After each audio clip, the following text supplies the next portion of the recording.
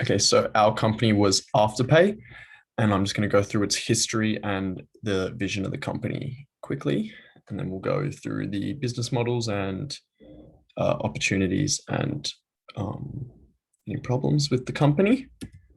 So, Afterpay's vision and mission. Their vision is a world that delivers fairness and financial freedom for all by providing customers with uh, cheap finance and letting them buy things that they need when they need them without um, needing all that money so they can split it across the four payments. And their mission is to power an economy in which everyone wins. So they're about fairness for all consumers. Nick Molnar and Anthony Icing realized that millennials wanted to take control of their finances without using credit card. Millennials were scarred by the GFC. So they found out that most millennials, young people, didn't use credit cards because of they was wanted to have more control over their finance. Founders wanted to build a two-sided platform business model that made financial freedom accessible to all. So to do this, early strategic partnerships were vital to their success and efficient launch. They partnered with a company, TouchPay, to develop strong back-end payment systems so that they would be able to float quite smoothly. A year after launch, they floated on the share market and then pursued aggressive growth overseas. Their early marketing was focused around informing consumers on how the Afterpay platform worked, being a new concept to the sector of the market they were working. Later strategies appealed to young people with slogans such as broke AF, but strongly support treating yourself. So trying to appeal to the younger market there. They had to bring retailers on board. It's a really significant point of differentiation for Afterpay. They make a lot of their money from merchants rather than consumers and late fees and interest, which they say is one of their biggest points of difference from other buy now, pay later companies in the market. So they added a shop directory feature, which directed premium traffic to the retailers, which brought in a lot of new retailers. As I said before, their business model focused on the merchant side of the platform, bringing in majority of their income. It's about 75% of their income. So it's quite cheap for consumers to borrow the money from Afterpay, which was their main focus. They wanted to make finance accessible to all. So pursuing growth aggressively has led to Afterpay having 3.5 million active monthly users worldwide, 3 million app downloads, and 500 million website searches weekly. So I'm now going to pass over to Alex, who's going to explain the current business model of Afterpay. Thanks, Mason. Returning from where he left off, I will be discussing Afterpay's business model and the form that it takes. Business models are key for business as it gives an overall picture for the business from its activities, revenue streams, and customer segmentation. It is also important the form that Afterpay takes. Starting off, I would like to look at Afterpay's form, that being a two-sided business platform business model, designed to facilitate trade between the customer and the supplier. Value is then created from the customer through a secure payment option for all partnered businesses.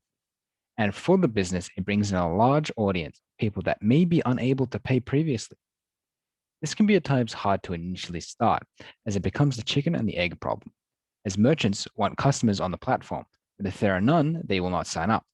Similarly, customers want as much variety as possible. If there are no businesses, they will not look at the platform. As such, generating as much value from the idea is detrimental. Ways that Afterpay have achieved this are separated between the business side and the consumer side. For customers, having a secure multitude of different currency transactions enables customers freedom to purchase products, especially those that may not be able to be paid up front on certain luxuries. Afterpay have practically zero costs, with setting up the business is very enticing to investors, incentivizing possible rapid growth and another key value proposition. I'd like to continue with talking about Afterpay's revenue stream and its cost structure. Firstly, Afterpay revenue primarily comes from fees that it collects from its merchants for using the services. This amount is roughly 3 to 6% of the merchandise value. This is very common amongst buy now, pay later, and two-sided business models. The intermediary is providing customers that they might not, under normal circumstances, be able to obtain. There is also one other stream of revenue that Afterpay receives, but it is remarkably lower in profit compared to merchant fees, it being late fees. Late fees are more of a tool to promote an ecosystem for better consumer customers that pay on time. To further encourage this, the fee is also capped at 25% of the order value so that customers do not incur too much debt if they are unable to repay the amount. The costs of Afterpay are very minimal. As stated before, there is no high startup cost as partnerships are easy to follow through with. The cost comes from the development of the platform as well as security of and acquisition of the customers. To conclude, Afterpay has used its two-sided business model and BNPL model to achieve high amounts of growth, as well as segment its market and appeal to merchants with its key value propositions. I will now pass to Matt, who will talk about the opportunities, key issues with Afterpay. All right, thanks, Alex. So I'm going to discuss the key issues and problems with Afterpay, and then I'm going to talk about potential solutions and opportunities with these issues. So firstly, competition and a potential loss of key contracts and relationship. So with the buy now, pay later industry growing significantly in the past few years, competition has also soared. Big players like PayPal and Commonwealth Bank of Australia have launched their own buy now, pay later platforms. And this has proven to be a pretty big issue for Afterpay. Since it's a platform business model, it makes its money through the process of charging commissions on transactions between consumers and merchants, specifically merchants who do get charged. This commission rate can range from about 4 to 6%. This is an issue as CBA is going to offer the same platform to merchants at a much lower cost, basically only charging the standard merchant fee that most merchants already pay for CBA. Growth has also slowed in the market. It's shown that the growth of Afterpay in its home markets of Australia and New Zealand only rose by about 9% in comparison to about 18% the year prior. Cool. So let's talk about the ethical issues and the exposure that Afterpay puts itself to bad debts.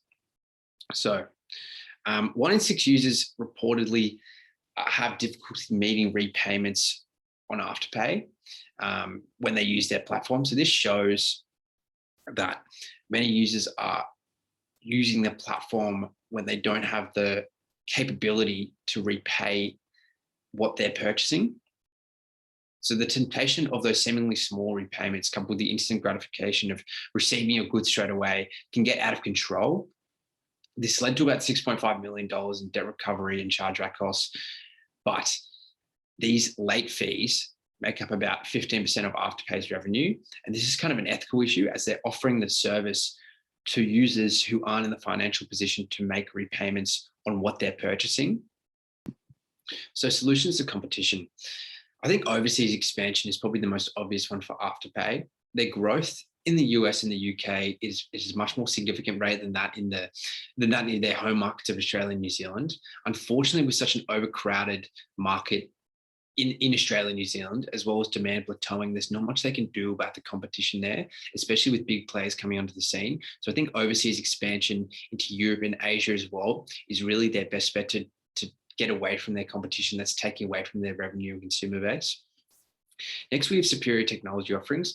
This is the best way for Afterpay to differentiate itself from its competition. When these new technology offerings come out, it's really important that they're able to easily transfer at a low cost to them. Otherwise, their consumer base will probably go to their competitors that are able to do that. Next, we have harnessing cross-site network effects. And this is basically Afterpay making sure that more merchants are coming onto their platform, as that means more users are coming onto the platform and vice versa.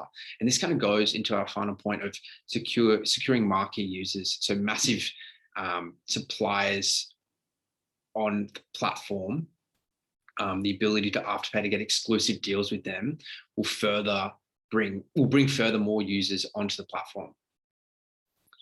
So next we have focusing on relationships. This is really important for Afterpay as it is a platform business model. They need to ensure that they're not favoring a side and falling into that favoritism risk of favoring the end users over their merchants, as their merchants are the ones that they do get their revenue from. They need to identify the value of both sides. To do this, it's best to focus on a feedback-driven system, to speak to their merchants consistently, constantly update their platform, provide performance metrics. Also, a loyalty and benefits program is something I suggest for their merchants that stick with them, especially those that provide a lot of revenue for Afterpay.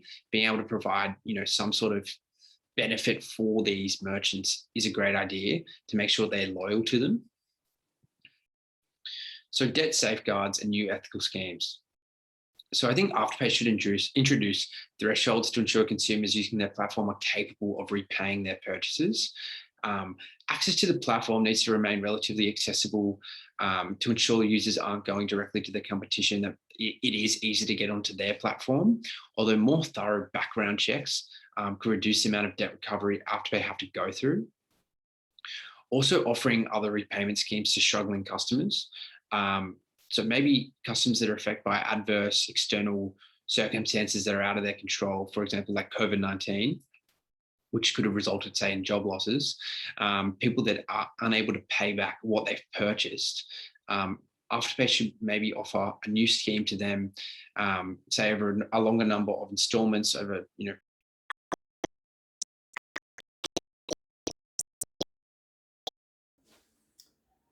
Thanks for that, Matt.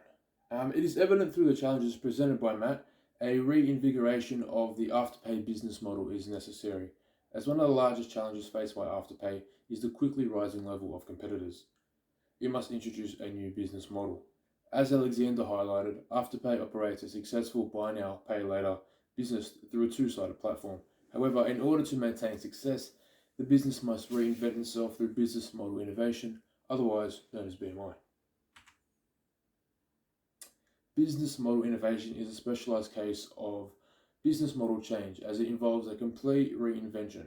BMI must be both opportunity-centric and disruptive according to George and Bock. They also define BMI as the development of novel configurations of resources and transactions to create new markets or serve markets in new ways. A key characteristic of BMI is its high risk profile, whilst also presenting opportunity for great returns, and it has a core focus on creating a new model as opposed to changing and modifying existing ones.